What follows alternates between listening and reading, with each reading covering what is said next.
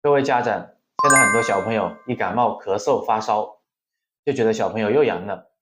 其实从中医的角度来说，不要担心，小朋友又阳了也没那么可怕。现在的阳的症状，它主要是有点轻微的发烧，然后有咽痛、咳嗽，有时候是干咳，它有2个原因引起来。第一种情况，它主要是个人防护不当，去人口密集的地方被人传染了。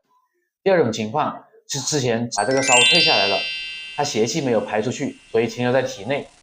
现在就发出来了。其实这是阳了，主要是感受了一些风寒，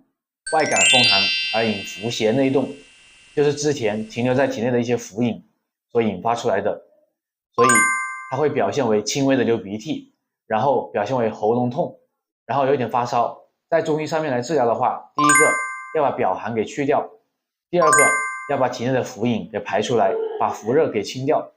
让邪气有出路，所以这个样子才能把咳嗽、发烧和感冒这些症状才能止得住，才能控制得住。如果小朋友持续高烧的话，建议小朋友赶紧去医院就诊。如果小朋友只是轻微的咽痛、流鼻涕、咳嗽，可以采用中药的办法去治疗，可以采用贴敷的办法去治疗，在专业的医生指导下用药。